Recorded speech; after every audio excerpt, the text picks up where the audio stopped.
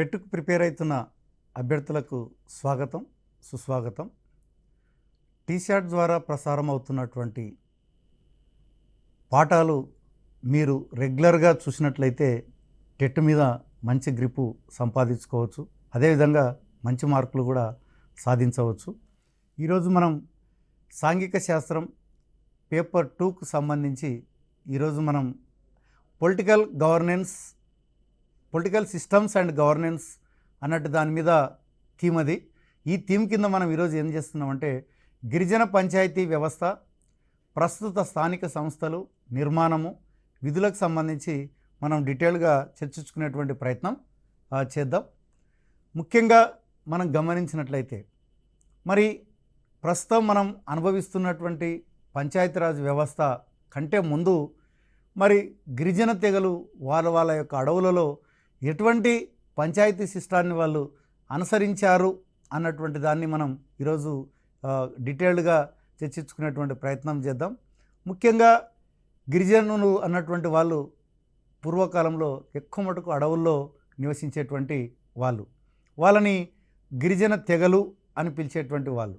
ఈ తెగల్లో మనం తీసుకున్నట్లయితే అడవుల్లో నివసించేటువంటి వాళ్ళు చెంచులు, కొండరెడ్లు, గోండ్లు, కోయలు, సవర్లు అన్నటువంటి ఈ తెగలన్నీ కూడా మనకి ప్రస్తుతం కూడా ఎక్కువ మటుకు అడవుల్లోనే వీళ్ళు నివసించడం అన్నటువంటిది జరుగుతుంది. ముఖ్యంగా ఈ గిరిజన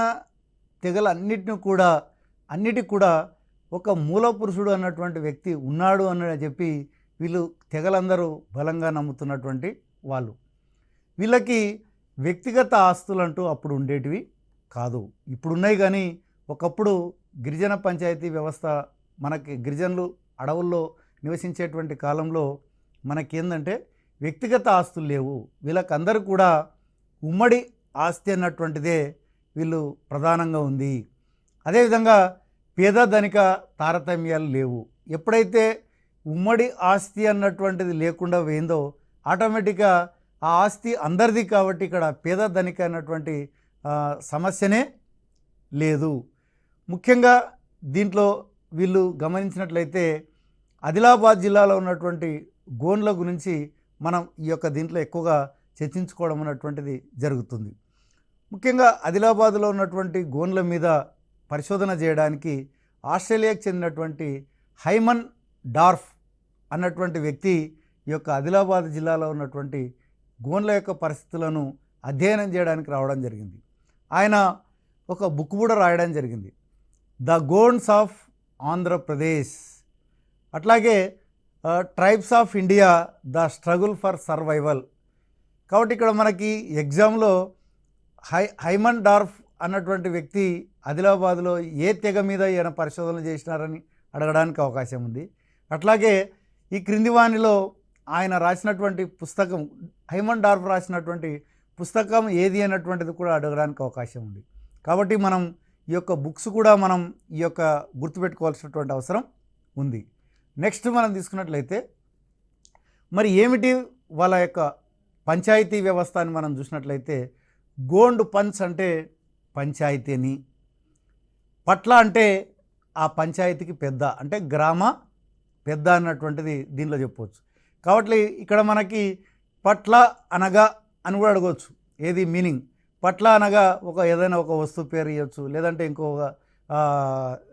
ఏదైనా ఒక తినేటువంటి ఆహార పదార్థం పేరు ఇవ్వచ్చు, గ్రామ పెద్ద అని ఇవ్వచ్చు. అదేవిధంగా సర్పంచ్ అని ఇప్పుడున్నటువంటి సర్పంచ్ ఇవ్వచ్చు. కాబట్టి ఇక్కడ మనం ఏంటంటే పట్ల అనగా ఏంటంటే గ్రామ పెద్ద. మరి గొండుల్లో కూడా మనం తీసుకున్నట్లయితే గ్రామ సభ అన్నటువంటిది జరిగేది.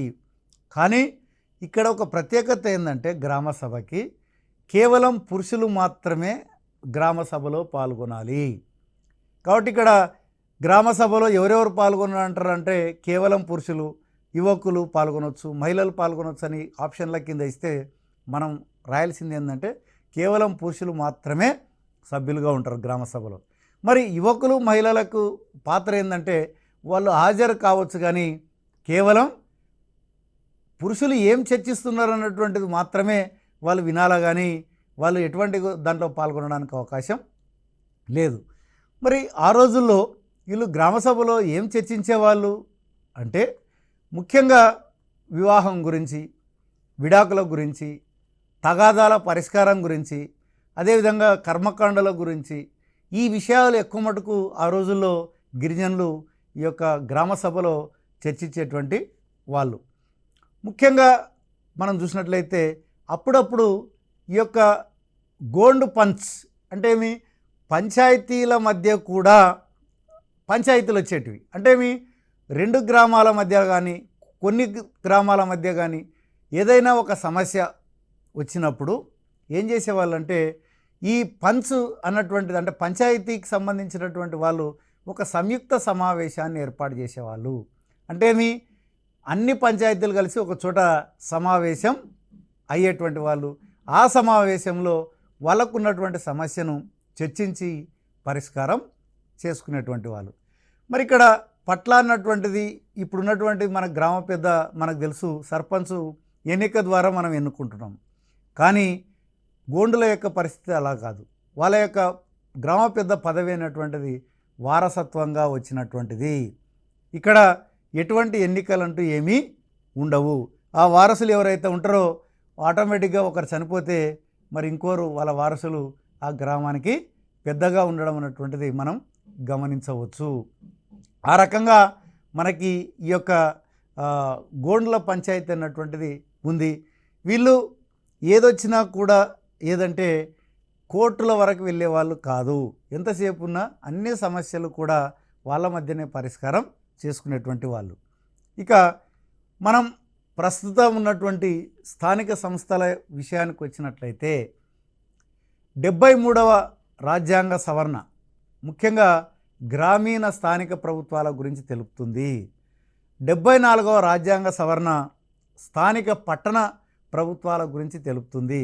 కాబట్టి ఇది కూడా ఎక్కువ మటుకు మనకి ఎగ్జామ్లో అడుగుతూ ఉంటాడు. 73, 74 కన్ఫ్యూజ్ చేయడానికి 73 అన్నప్పుడు గ్రామీణ, 74 అన్నప్పుడు స్థానిక పట్టణ ప్రభుత్వాల గురించి తెలుపుతుంటారు.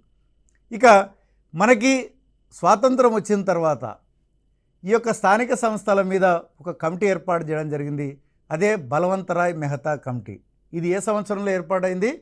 1957లో ఈ కమిటీ ఏర్పాటు చేయడం జరిగింది. ఈ బలవంతరాయ్ మెహతా కమిటీ మరి ఏం చేసిందంటే స్థానిక సంస్థల్లో 3 అంచెల పంచాయతీరాజ్ వ్యవస్థను సిఫారసు చేయడం అన్నటువంటిది జరిగింది. దాంట్లో వాళ్ళు సూచించింది ఏంటంటే గ్రామము, పంచాయతీ సమితి, అదేవిధంగా జిల్లా పరిషత్. వాళ్ళు 3 అంచెల పంచాయతీ వ్యవస్థను ఈ యొక్క ప్రపోజ్ చేయడం అన్నటువంటిది జరిగింది. మరి ఈ 3 అంచెల పంచాయతీరాజ్ వ్యవస్థను మొట్టమొదట అమలు చేసినటువంటి రాష్ట్రం ఏదంటే రాజస్థాన్ రాష్ట్రము. అక్టోబర్ 2, 1959లో వాళ్ళు 3 అంచెల వ్యవస్థను వాళ్ళ రాష్ట్రంలో ప్రవేశపెట్టడం జరిగింది.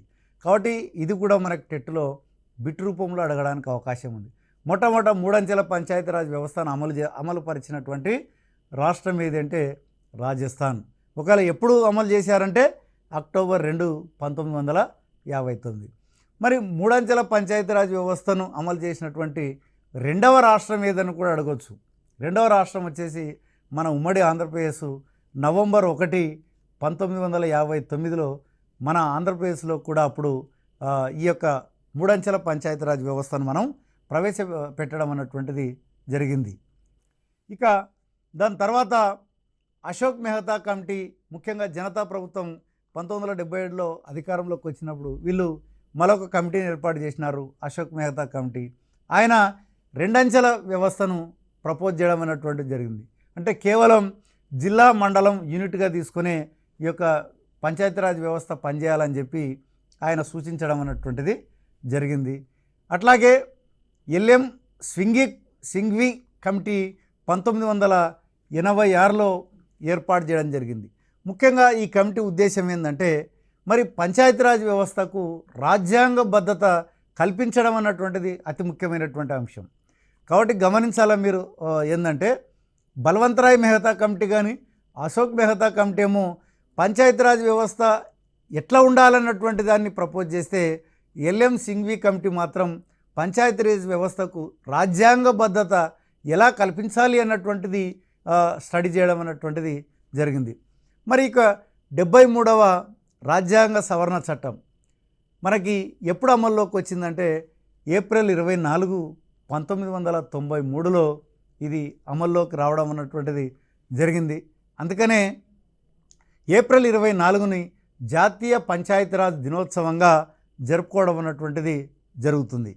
అదేవిధంగా మరి 74వ రాజ్యాంగ సవరణ చట్టం ఎప్పుడు అమల్లోకి వచ్చిందంటే జూలై 1, 1993లో అమలులోకి రావడం జరిగింది. కాబట్టి ఇక్కడ మీరు అభ్యర్థులు గమనించాల్సినటువంటి అంశం ఏంటంటే చాలా ముఖ్యమైనటువంటి పాయింట్స్ పీపీటీ రూపంలో చూపించడం జరిగింది. కాబట్టి వీటిని మీరు కొంచెం బిట్ల రూపంలో కూడా రాసుకోవాల్సినటువంటి అవసరం ఉంది. ప్రతిదీ కూడా జాతీయ పంచాయతీరాజ్ దినోత్సవం ఎప్పుడు జరుపుకుంటారు అన్నప్పుడు ఏప్రిల్ 24, మే 24, జూలై 1, అదేవిధంగా మనకి అక్టోబర్ 24 ఈ రకంగా ఇచ్చినప్పుడు మనం ఏప్రిల్ 24ని జాతీయ పంచాయతీరాజ్ దినోత్సవంగా జరుపుకోవడం అన్నటువంటిది జరుగుతుంది. కాబట్టి మీరు ప్రతిదీ కూడా నోట్స్ కొంత రాసుకోవాల్సినటువంటి అవసరం ఉంది.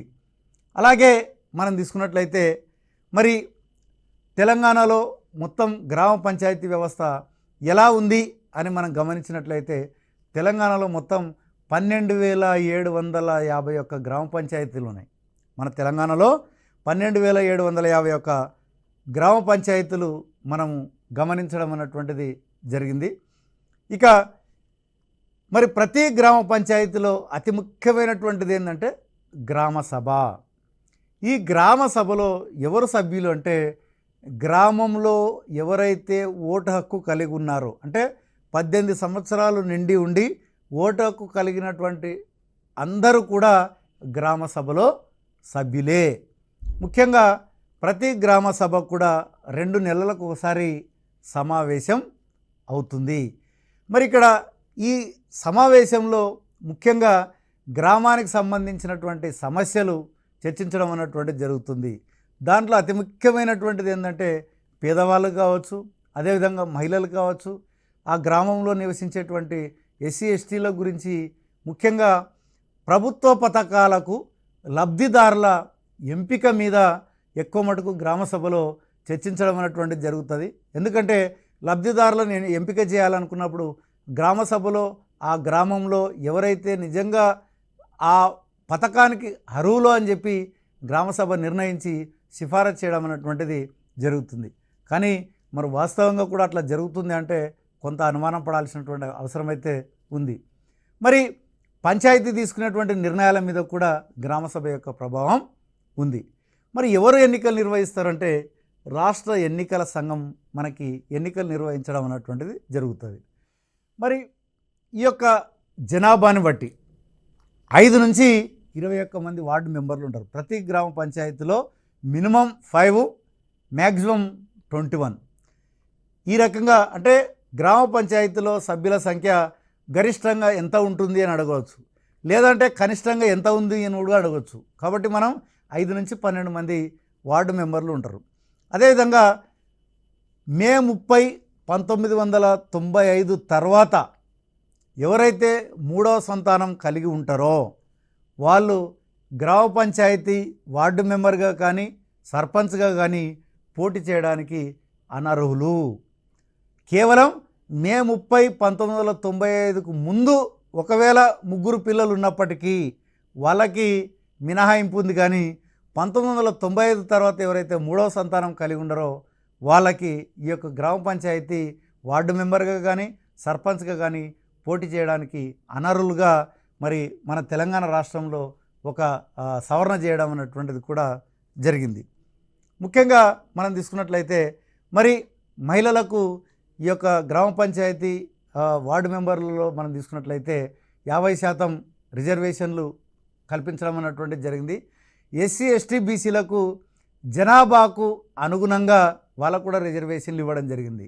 ఇక్కడ ఎస్సీలు కావచ్చు, ఎస్టీలు కావచ్చు, బీసీలు కావచ్చు, జనరల్ కావచ్చు, ఈ అన్నిట్లో మొత్తం మీద మహిళలకు మాత్రం 50% రిజర్వేషన్లు ఈ యొక్క స్థానిక సంస్థల్లో కల్పించడం అన్నటువంటిది అతి ముఖ్యమైనటువంటి అంశం. మరి ప్రతి గ్రామానికి కూడా మనకు తెలుసు సర్పంచ్ అన్నటువంటి వ్యక్తి ప్రథమ పౌరుడుగా ఉంటాడు. మరి ఉప సర్పంచ్ అన్నటువంటిది ఎవరు ఎన్నుకుంటారు అంటే ఆ గ్రామంలో ఎన్నికైనటువంటి వార్డు మెంబర్లు అందరూ కలిసి ఉప సర్పంచ్ని ఎన్నుకోవడం అన్నటువంటిది జరుగుతుంది. అందుకే సర్పంచ్ ఎన్నికల్లో ఎవరైతే ఓటర్ ఉన్నాడో వాళ్ళు 2 ఓట్లు వేయడం అన్నటువంటిది జరుగుతుంది. ఒకటి సర్పంచ్కి వేస్తారు, రెండవది వార్డు మెంబర్కి వేయడం అన్నటువంటిది జరుగుతుంది. కాబట్టి ఈ వార్డు మెంబర్ల ఎన్నిక తర్వాత ఈ ఉప సర్పంచ్ని అదే రోజు ఎన్నుకోవడం అన్నటువంటిది జరుగుతుంది. మరి ఇక్కడ పంచాయతీ సెక్రటరీ గ్రామ పంచాయతీకి ముఖ్యంగా సర్పంచ్కి సహాయకారిగా ఉంటూ గ్రామానికి సంబంధించినటువంటి మొత్తం వ్యవహారాల్లో కూడా సర్పంచ్కు ఈయన సహాయకారిగా ఉంటూ గ్రామ అభివృద్ధిలో పాలు పంచుకోవడం అన్నటువంటిది జరుగుతుంది. మరి సర్పంచ్కు ఉన్నటువంటి విధులు, అదేవిధంగా గ్రామ పంచాయతీకి ఉన్నటువంటి విధులు తీసుకున్నట్లయితే ముఖ్యంగా గ్రామంలో ఉన్నటువంటి వీధి రహదారులు కావచ్చు, అదేవిధంగా మురికి కాలువలకు సంబంధించి క్లీన్ చేయడం, వీధి దీపాలు అరేంజ్ చేయడం, చౌకధర దుకాణాలు సక్రమంగా పనిచేస్తున్నాయా లేదా అని పరిశీలన చేయడం, అదేవిధంగా త్రాగునీరును రెగ్యులర్గా అందించడం, ఇవి ప్రధానంగా ఈ యొక్క గ్రామ పంచాయతీకి ఉండాల్సినటువంటి విధులు. మరి ఇక్కడ విధులు పర్వాలేదు, మరి నిధులు ఎక్కడి నుంచి వస్తాయని చూసినట్లయితే ఇంటి పన్ను వసూలు చేస్తుంది, అదేవిధంగా భూమి శిస్తు వసూలు చేస్తుంది. ఈ రెండింటినీ కలిపి 1/3 వంతు ఆదాయం ఈ యొక్క ఇంటి పన్ను భూమి శిస్తు నుంచి రావడం అన్నటువంటిది జరుగుతుంది. ఇవే కాకుండా కేంద్ర రాష్ట్ర ప్రభుత్వాలు కూడా ఈ యొక్క గ్రామ పంచాయతీకి నిధులు ఇవ్వడం అన్నటువంటిది జరుగుతుంది. ఈ నిధులు రావడానికి ముఖ్యంగా గ్రామ పంచాయతీకి మండల పరిషత్తులు, జిల్లా పరిషత్తులు కూడా సహకరించి వాళ్ళు ఆమోదించి పైకి పంపితే ఈ యొక్క రాష్ట్ర ప్రభుత్వాలు, కేంద్ర ప్రభుత్వాలు ఈ యొక్క నిధులు ఇవ్వడం అన్నటువంటిది జరుగుతుంది. అందుకనే ఈ మధ్యకాలంలో మనం గమనించే ఉంటాం, కేంద్ర ప్రభుత్వం డైరెక్ట్గా సర్పంచ్ నిధులు అకౌంట్కే నిధులు పంపించేటువంటి వ్యవస్థ కూడా మనం గమనించడం అన్నటువంటిది జరుగుతూ ఉంది. అదేవిధంగా మనం చూసినట్లయితే రంగారెడ్డి జిల్లాలో ఉన్నటువంటి హాజీపల్లి ఒక విలేజ్ ఉంది. ఆ విలేజ్కి 2008లో శుభ్రం అవార్డు అన్నటువంటిది రావడం జరిగింది. అట్లాగే 2008లోనే డిసెంబర్లో నిర్మల్ గ్రామ పురస్కారం అన్నటువంటిది కూడా ఆ గ్రామానికి రావడం అన్నటువంటిది కూడా మనం గమనించవచ్చు. ముఖ్యంగా అంటే ఇది ఆదర్శ గ్రామ పంచాయతీ కాబట్టి మనం టెక్స్ట్ బుక్లో వీటి గురించి డిస్కస్ చేయడం అన్నటువంటిది జరిగింది.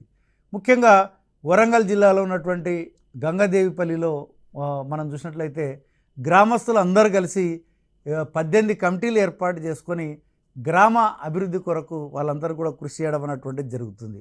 ఇక్కడ కూడా మీరు గమనించాల్సింది ఏంటంటే గంగదేవిపల్లిలో ప్రజలు ఎన్ని కమిటీలు ఏర్పాటు చేసి గ్రామాభివృద్ధికి తోడ్పడుతున్నారు అన్నప్పుడు మనకు 18 కమిటీలు అన్నటువంటిది చెప్పవచ్చు. అట్లాగే కరీంనగర్ జిల్లాలో ఉన్నటువంటి రామచంద్రాపురం, నిజామాబాద్ జిల్లాలో ఉన్నటువంటి అంకాపూర్, మహారాష్ట్రలోని అహ్మద్ నగర్ జిల్లాలో ఉన్నటువంటి హివారే బజార్ అన్నటువంటిది కూడా అక్కడ కూడా ఆదర్శ గ్రామ పథకం అన్నటువంటిది కూడా వాళ్ళు అమలు చేసి హివారే బజార్ అన్నటువంటిది ఒక ఉత్తమ పంచాయతీగా కూడా సెలెక్ట్ చేయడం అన్నటువంటిది కూడా జరిగింది. కాబట్టి ఇక్కడ మనం కూడా గమనించవచ్చు, ఇక్కడ ఈ క్రింది వానిలో ఆదర్శ గ్రామం కానిది అన్నప్పుడు గంగదేవునిపల్లి, రామచంద్రాపూర్, అదేవిధంగా అంకాపూర్ కానిది ఏదైనా సరే బిజ్వారం లేదంటే అమరవాయి ఇలాంటి కాని విలేజ్ల పేర్లు ఇచ్చి కూడా మరి ఆ రకంగా కూడా మనకి బిట్ అడగడానికి అవకాశం ఉంది. కాబట్టి ఇక్కడ మెన్షన్ చేసినటువంటి పేర్లు కూడా ఏ జిల్లాలో ఏది గ్రామ ఆదర్శ గ్రామంగా ఉందన్నటువంటిది కూడా మీరు గమనించాల్సినటువంటి అవసరం ఉంది.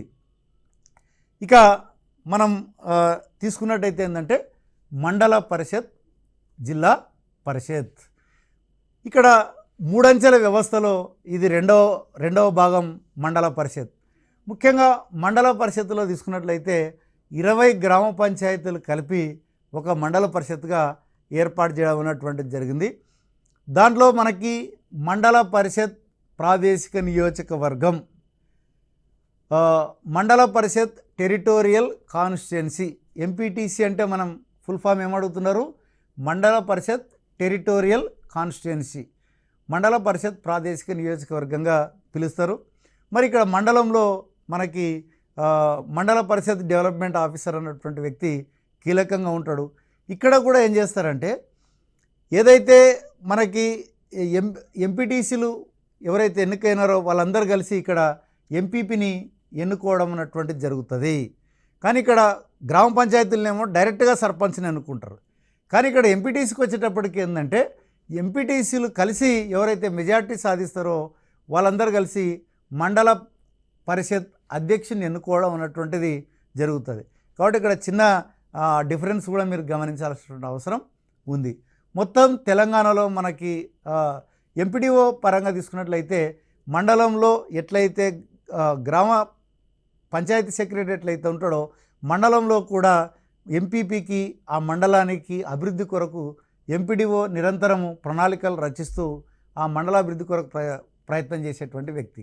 మరి తెలంగాణలో మొత్తం ఎన్ని జిల్లా పరిషత్తులు ఉన్నాయి అని మనం గమనించినట్లయితే 32 జిల్లా పరిషత్తులు ఉన్నాయి. మనకు తెలుసు తెలంగాణలో మొత్తం జిల్లాల సంఖ్య 33.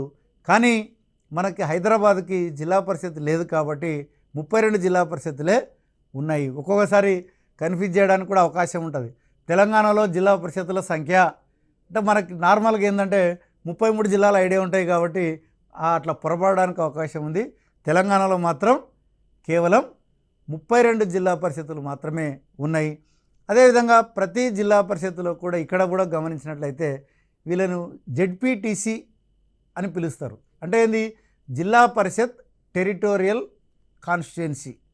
అంటే మీ జిల్లా పరిషత్ ప్రాదేశిక నియోజకవర్గం నుంచి ఎన్నికైనటువంటి ప్రజాప్రతినిధులను ఏమంటారంటే జెడ్పీటీసీలుగా పిలవడం అన్నటువంటిది జరుగుతుంది. ఇక్కడ కూడా సేమ్ పరోక్ష ఎన్నిక ద్వారా జిల్లా పరిషత్ చైర్మన్ని ఎన్నుకోవడం అన్నటువంటిది జరుగుతుంది. అంటే మీ జెడ్పీటీసీలు అందరూ కలిసి మెజార్టీ సభ్యుల ఆమోదించినటువంటి వ్యక్తిని ఇక్కడ జిల్లా పరిషత్ చైర్మన్గా ఎన్నుకోవడం అన్నటువంటిది జరుగుతుంది. కాబట్టి ఇక్కడ మనం మండల పరిషత్తు జిల్లా పరిషత్తులేమో వాళ్ళ యొక్క అధ్యక్షులని పరోక్ష ఎన్నిక జరిగితే సర్పంచ్ను మాత్రం ప్రత్యక్ష ఎన్నిక ద్వారా చేయడం అన్నటువంటిది జరుగుతూ ఉంది. ఇక మనం గమనించినట్లయితే మరి పట్టణ స్థానిక స్వపరిపాలనా సంస్థలు అన్నటువంటివి కూడా మనకున్నాయి. ముఖ్యంగా ఆంధ్రప్రదేశ్ మున్సిపాలిటీ చట్టం ఏ సంవత్సరంలో చేశారంటే 1994లో చేయడం జరిగింది. అంటే ఇక్కడ మనకి ఏదైతే 74వ రాజ్యాంగ సవరణ ద్వారా చేసినటువంటి పట్టణ మున్సిపాలిటీ చట్టానికి సంబంధించి మన ఆంధ్రప్రదేశ్ మళ్ళీ స్పెషల్గా ఒక సవరణ చేయడం జరిగింది 1994లో. ఆ సవరణ ప్రకారం అది ఎప్పుడు అమల్లోకి వచ్చిందంటే మే 30, 1994లో ఆంధ్రప్రదేశ్ మున్సిపాలిటీ చట్టం అమల్లోకి రావడం అన్నటువంటిది జరిగింది. దాని తర్వాత మళ్ళీ మనకి తెలంగాణ ఏర్పడిన తర్వాత మళ్ళీ తెలంగాణ మున్సిపాలిటీల చట్టం 2019ని ఏర్పాటు చేయడం కూడా జరిగింది. కాబట్టి ఇక్కడ మీరు అభ్యర్థులు గమనించాల్సింది ఏంటంటే ఇవి కూడా చూసుకోవాల్సినటువంటి అవసరం ఉంది. 73, 74తో పాటు మనకి ఆంధ్రప్రదేశ్ మున్సిపాలిటీ చట్టం 1994, అట్లాగే తెలంగాణ మున్సిపాలిటీల చట్టం 2019 అన్నటువంటిది కూడా మనం గుర్తుంచుకోవాల్సినటువంటి అవసరం ఉంది. మరి ఇక్కడ మనకు తెలుసు పట్టణ స్థానిక స్వపరిపాలనలో 3 రకాలు ఉన్నాయి. ఒకటి నగర పంచాయతీ, మున్సిపాలిటీ, మున్సిపల్ కార్పొరేషన్. ఇక్కడ గమనిస్తే ఏంటంటే నగర పంచాయతీ అన్నటువంటి దాంట్లో ఎట్లా డిసైడ్ చేస్తారు అంటే జనాభాని బట్టే డిసైడ్ చేయడం అన్నటువంటిది జరుగుతుంది. 20,000 నుంచి 40,000 జనాభా ఉన్నట్లయితే దాన్ని నగర పంచాయతీగా పిలుస్తారు. కాబట్టి ఇక్కడ నగర పంచాయతీ సెలెక్ట్ చేయాలంటే ప్రాతిపాదిక ఏంది అంటే జనాభానే ప్రాతిపాదిక. మరి ఆ జనాభా ఎంత ఉండాలి అంటే 20,000 నుంచి 40,000 జనాభా ఉంటే దాన్ని నగర పంచాయతీ అని పిలుస్తారు. అలాగే మున్సిపాలిటీ పరంగా తీసుకున్నట్లయితే 40,000 నుంచి 3 లక్షల జనాభా కలిగి ఉంటే దాన్ని మున్సిపాలిటీగా చెబుతారు. అట్లాగే మున్సిపల్ కార్పొరేషన్ అన్నప్పుడు మనకేందంటే 3 లక్షల పైన జనాభా ఉంటే దాన్ని మున్సిపల్ కార్పొరేషన్ అని పిలుస్తారు. కాబట్టి ఇక్కడ అభ్యర్థులు గుర్తుపెట్టుకోవాల్సిన అంశం ఏంటంటే నగర పంచాయతీ, మున్సిపాలిటీ, మున్సిపల్ కార్పొరేషన్కి సంబంధించి ఎంత జనాభా ఉండాలి అన్నటువంటిది కూడా మీరు ఖచ్చితంగా గుర్తుపెట్టుకోవాల్సినటువంటి అవసరం ఉంది. ముఖ్యంగా మన టెక్స్ట్ బుక్లో ఏంటంటే నగర పంచాయతీ వేములవాడ ఒక కేస్ స్టడీగా తీసుకోవడం అన్నటువంటిది జరిగింది. ఇది సిరిసిల్ల రాజన్న జిల్లాలో ఉన్నటువంటి ఒక చారిత్రక ప్రదేశము. ముఖ్యంగా వేములవాడ రాజరాజేశ్వర స్వామి టెంపుల్ అక్కడ మనం గమనించవచ్చు. మరి రాజన్న సిరిసిల్ల వేములవాడలో గమనించినట్లయితే మొత్తం అక్కడ 20 వార్డులు ఉన్నాయి. 2011 తర్వాత అది నగర పంచాయతీగా ఏర్పడడం అన్నటువంటిది జరిగింది. ముఖ్యంగా ఈ యొక్క వేములవాడ ప్రత్యేకత ఏంటంటే ఆకాశగంగా అన్నటువంటి దానితోని వాళ్ళు ప్రజలకు నీటిని అందించడం జరుగుతుంది. అంటే మనం కామన్గా చూసినట్లయితే ట్యాప్ అన్నటువంటిది మనకి అండర్ గ్రౌండ్ నుంచి పైపుల ద్వారా మనకి నీటిని సరఫరా చేస్తారు. కానీ ఇక్కడ ప్రత్యేకత ఏంటంటే 2003 నుంచి ఆకాశగంగా అంటే మనకి పైన వాటి పైపులు వస్తుంటాయి, 10 ఇండ్లకు కలిపి ఒక ట్యాబ్ ఉంటుంది, అక్కడ వాటర్ వాళ్ళకి అందజేయడం అన్నటువంటిది జరుగుతుంది. అంటే భూమిలో కాకుండా పైన పైపుల ద్వారా వేస్తున్నాయి కాబట్టి దీనికి ఆకాశగంగా అని పేరు పెట్టడం జరిగింది. మరి ఈ పథకాన్ని దేని కింద చేసినారంటే స్వజలధార పథకం కింద ఈ యొక్క ఆకాశగంగా అన్నటువంటి దాని కింద నీటిని అందించడం అన్నటువంటిది జరుగుతుంది. కాబట్టి ఈ యొక్క నగర పంచాయతీ ప్రత్యేకత ఏందన్నప్పుడు ఆకాశగంగా అన్నటువంటి దాని ద్వారా ప్రజలకు నీటిని అందించడం అన్నటువంటిదే ఈ యొక్క వేములవాడ యొక్క ప్రత్యేకత. మరి ముఖ్యంగా మనం తీసుకున్నట్లయితే మున్సిపల్ కార్పొరేషన్, మనకి మున్సిపాలిటీలు మొత్తం తెలంగాణలో ఎన్ని ఉన్నాయంటే 128 మున్సిపాలిటీలు ఉన్నాయి తెలంగాణలో. మనకి కౌన్సిలర్స్ యొక్క పదవీ కాలం వచ్చేసి మనకేందంటే 5 సంవత్సరాలు. ఎవరైతే మున్సిపాలిటీలో మనం ఎన్నుకుంటున్నామో వాళ్ళని కౌన్సిలర్గా పిలుస్తారు. అదే గ్రామ పంచాయతీలో మనం ఏమి పిలిచారు, వార్డు మెంబర్లుగా పిలిచారు. మున్సిపాలిటీకి వచ్చేటప్పటికి కౌన్సిలర్ అని పిలవడం జరుగుతుంది. ఒకవేళ కౌన్సిలర్ లేదంటే ప్రభుత్వం అక్కడ పడిపోయినా కూడా, లేదంటే కౌన్సిలర్ చనిపోయినా లేదా రాజీనామా చేసినా మళ్ళీ తిరిగి 6 నెలలలోపు ఎన్నికలు జరుపుతారు. దానికి ముఖ్యంగా రాష్ట్ర ఎన్నికల కమిషన్ నోటిఫికేషన్ ద్వారా 6 నెలలలోపు ఎన్నికలు జరగడం అనేటువంటిది జరుగుతుంది. ఒకవేళ ఆ ప్రభుత్వం యొక్క పదవీ కాలం 6 నెలలలోపే ఉంటే అప్పుడు రాష్ట్ర ఎన్నికల కమిషన్ ఎన్నికలు జరపకపోవచ్చు. ఎందుకంటే 6 నెలల లోపల తిరిగి మళ్ళీ సాధారణ ఎన్నికలకు వెళ్ళేటువంటి అవకాశం ఉంది కాబట్టి అప్పుడు ఎన్నికలు నిర్వహించరు. కాబట్టి ఎవరైనా చనిపోయినా రాజీనామా చేసినా వాళ్ళ యొక్క తిరిగి ఎన్నిక జరపాలంటే వాళ్ళ యొక్క పీరియడ్ 6 నెలల పైన ఉంటేనే అది సాధ్యమవుతుంది. 6 నెలల లోపు ఉంటే మాత్రం ఇక మళ్ళీ ఎన్నికలు కూడా జరపరు. కానీ మనకి ఎగ్జామ్లో సాధారణంగా అడిగేటువంటి ప్రశ్న ఏ రకంగా ఉంటుందంటే ఏంటంటే ఒక కౌన్సిలర్ చనిపోయినా లేదా రాజీనామా చేసినా తిరిగి ఎన్ని నెలల లోపు ఎన్నికలు జరపాలి అని అన్నప్పుడు మనకి సంవత్సరము, 6 నెలలు, 3 నెలలు, అదేవిధంగా 4 నెలలు అని అడిగినప్పుడు మనకి 6 నెలల లోపు తిరిగి ఎన్నికలు జరపాల్సిన అవసరం ఉంది.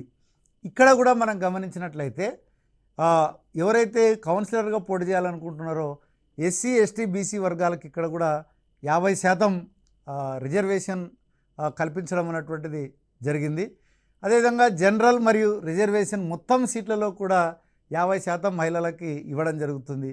ముఖ్యంగా ఇక్కడ ప్రత్యేకత ఏంటంటే మున్సిపాలిటీల్లో ప్రతి వార్డులో కూడా ఒక 4 కమిటీలు ఉంటాయి. ఈ వార్డు కమిటీలు అన్నటువంటివి ఈ 4 కమిటీలు, ఒకటి యువతకు సంబంధించినటువంటిది, రెండవది మహిళలకు సంబంధించినటువంటిది, మూడవది వృద్ధులకు సంబంధించినటువంటిది, నాలుగవది వివిధ రంగాలలో బాగా కృషి చేసినటువంటి వ్యక్తులు ఆయా వార్డులో ఉన్నట్లయితే వాళ్ళ విశిష్ట వ్యక్తులుగా గుర్తించి వాళ్ళతో కూడా కమిటీ ఏర్పాటు చేయడం జరుగుతుంది. ప్రతి కమిటీలో కూడా 15 మంది సభ్యులు ఉంటారు. కాబట్టి ఇక్కడ 2 రకాలుగా మనం గుర్తుపెట్టుకోవాలి. ఒకటి వార్డులు, ప్రతి వార్డులో కూడా ఎన్ని రకాల కమిటీలు ఉన్నటువంటిది ఒకటి, రెండవది ఆయా కమిటీల్లో గరిష్టంగా ఎంతమంది ఉండాలి అన్నటువంటిది రెండవది గుర్తుపెట్టుకోవాల్సినటువంటి అవసరం ఉంది. మరి వీళ్ళ డ్యూటీ ఏంది అంటే ముఖ్యంగా ఆయా వార్డుల్లో ప్రజల యొక్క అభిప్రాయాలను సేకరించి ఆ వార్డు యొక్క అభివృద్ధి కొరకు ఈ యొక్క కమిటీలు ఆ వార్డు కౌన్సిలర్కి, అదేవిధంగా ఆ మున్సిపల్ చైర్మన్కి వాళ్ళ యొక్క వార్డు యొక్క అభివృద్ధి కొరకు సలహాలు, సూచనలు ఇవ్వడం అన్నటువంటిది ప్రధానంగా జరుగుతుంది. ముఖ్యంగా వీళ్ళంతా కూడా సమస్యలన్నీ కూడా కౌన్సిలర్ దృష్టికి తీసుకోవడం అన్నటువంటిది జరుగుతుంది. కౌన్సిల్ సమావేశంలో కౌన్సిలర్ చైర్మన్ దృష్టికి తీసుకురావడం అన్నటువంటిది జరుగుతుంది. ఇక మనం చూసినట్లయితే మున్సిపల్ కౌన్సిల్ సమావేశం అన్నటువంటిది నెలకు ఒకసారి జరగాలి. కాబట్టి ఇది కూడా చాలా ముఖ్యమైనటువంటి అంశం. మున్సిపల్ కౌన్సిల్ సమావేశం ఎప్పుడు జరగాలంటే నెలకు ఒకసారి జరగాల. మరి నిజంగా అలా జరుగుతుంది అంటే అది డిఫరెంట్. కానీ మనకి యాజ్ పర్ రూల్ ఏంటంటే నెలకు ఒకసారి మాత్రం కంపల్సరీ జరగాల్సి. మరి మన తెలంగాణలో మొత్తం నగరపాలక సంస్థలు ఎన్ని ఉన్నాయంటే మొత్తం 13 నగరపాలక సంస్థలు మన దగ్గర ఉన్నాయి. మరి అక్కడనేమో మనం వార్డు మెంబర్లు అన్నాం, కౌన్సిలర్లు అని పిలిచినాం. ఇక్కడ మాత్రం వీళ్ళని కార్పొరేటర్లు అని పిలవడం అన్నటువంటిది జరుగుతుంది. ముఖ్యంగా మనం తీసుకున్నట్లయితే ఈడ కూడా వార్డు కమిటీలు ఉన్నటువంటివి మున్సిపాలిటీలు ఎట్లయితే ఉన్నాయో ఇక్కడ కూడా వార్డు కమిటీలు ఏర్పాటు చేయడం అన్నటువంటిది జరిగింది. ఆ 4 రకాలైనటువంటి కమిటీలు వీళ్ళు మాత్రం 3 నెలలకు ఒకసారి సమావేశం కావాలి. కాబట్టి ఇక్కడ మీరు గమనించాల్సింది ఏంటంటే ఆయా వార్డు కమిటీలు 3 నెలలకు ఒకసారి, ఎన్ని నెలలకు ఒకసారి సమావేశం అయ్యాలన్నప్పుడు 3 నెలలకు ఒకసారి సమావేశం కావాలి అన్నటువంటిది కూడా మనం తెలుసుకోవాల్సినటువంటి అవసరం ఉంది. ఇక నెక్స్ట్ మనం తీసుకున్నట్లయితే మరి పురపాలక సంఘం ఎటువంటి విధులను నిర్వహిస్తుందంటే ముఖ్యంగా ఇంటి పన్ను, నీటి పన్ను, వీధి దీపాలపై పన్ను, అదేవిధంగా మనకి దుకాణాల మీద పన్ను, సినిమా టికెట్ల మీద పన్ను, కేంద్ర రాష్ట్ర ప్రభుత్వాలు ఇచ్చేటువంటి గ్రాంటు, ఇవన్నిటినీ కూడా ద్వారా మున్సిపాలిటీలు అదేవిధంగా కార్పొరేషన్లు నిధులు సమకూరుస్తాయి. ముఖ్యంగా సబ్ కాంట్రాక్టింగ్ వర్క్ అన్నటువంటిది మనకు తెలుసు. ఈ యొక్క మున్సిపాలిటీల్లో చెత్త చెదారాలు ఇవన్నీ కూడా సేకరించడానికి ఏం చేస్తారంటే ప్రైవేట్ వ్యక్తులకు కాంట్రాక్ట్ ఇవ్వడం అన్నటువంటిది జరుగుతుంది. దాన్ని ఏమంటారంటే సబ్ కాంట్రాక్టింగ్ వర్క్ అన్నటువంటిది పిలవడం అన్నటువంటిది జరుగుతుంది. కాబట్టి ఈరోజు మనం ఈ యొక్క దాంట్లో గిరిజన గ్రామ పంచాయతీ వ్యవస్థ ఎలా ఉంది, అదేవిధంగా ఈ యొక్క పంచాయతీరాజ్ వ్యవస్థ ఎలా ఉంది, దాంట్లో ఉన్నటువంటి గ్రామ పంచాయతీ, మండల పరిషత్, జిల్లా పరిషత్తు, అదేవిధంగా పట్టణ స్థానిక స్వపరిపాలన వ్యవస్థ అయినటువంటి నగరపాలక వ్యవస్థ, నగర పంచాయతీ, మున్సిపాలిటీ, అదేవిధంగా నగరపాలక, ఈ మూడింటికి యొక్క నిర్మాణము, వాటి యొక్క విధులు ఎలా ఉందన్నటువంటిది కూడా క్లియర్గా చెప్పుకోవడం జరిగింది.